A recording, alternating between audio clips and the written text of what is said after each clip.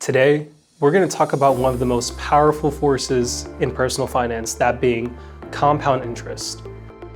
So really, what exactly is compound interest? It's when you earn interest on your interest, and over time, this creates a snowball effect that can lead to an exponential growth in your investments. When we think about the snowball effect, let's say you invest $1,000 today, and it grows at a rate of 10% each year. In the first year, you earn $100, bringing your total to $1,100.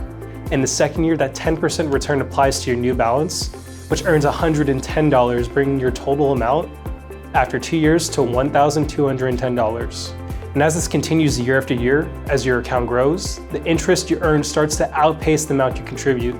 And that's when real wealth building becomes exciting, because your money starts working harder than you do. Now, when we look at the flip side of it, compound interest can also work against you if you carry high interest debt. The same snowball effect that helps your investments grow can make your debt grow just as quickly if you're not paying it down.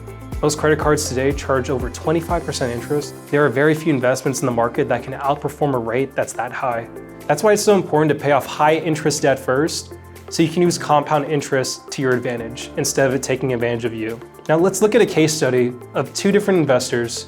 They both earn $60,000 a year, and they invest 15% of their income, or about $750 a month. We're going to assume that they both earn an 8% annual rate of return in the market. The only difference between these two investors is when they start and how long they'll be investing for.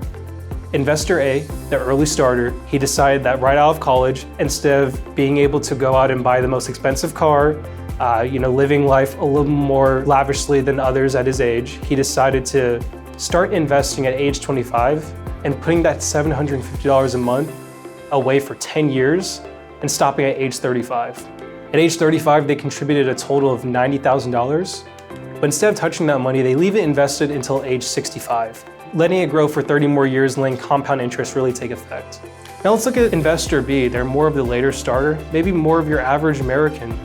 They get their first big job in their 20s. This is the first time they've actually made some decent money, so they want to enjoy it, maybe buy a nicer car, maybe go on some extra trips with their friends. So they actually put off retirement till a little bit later because they think that age 65 is so far away that that's a tomorrow me issue.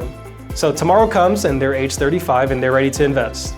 They invest the same $750 a month. They continue for 20 years instead of the 10 years as investor A, and by doing that, they invest up until age 55. By then, they've contributed $180,000, which is twice as much as investor A. At retirement, investor A's account is worth about $1.4 million, and that's $90,000 again turned into $1.4 million simply by starting early and letting compounding work over time. And at retirement, investor B's account is worth about $793,000. This is still a great amount, but almost half of what investor A accumulated, despite investing twice as much. So really, what's the big lesson and takeaway here? It's really simple. Time in the market beats timing in the market. Investor A, by starting 10 years earlier and actually investing half of the amount that investor B did, they actually doubled the amount that they earned by the time they reach age 65. So really, starting early gives your money more time to grow, and that's what builds lasting wealth. You don't need to invest a huge amount. You just need to start early, stay consistent, and give your money time to grow. Because every year you wait, you're not just missing out on 1 year of growth, you're missing out on decades of compounding that can follow. As most will say, the best time to invest was yesterday, but the next best time is today. So start now and let time and compounding do what they do best. And one day you'll look back and thank yourself for getting started today.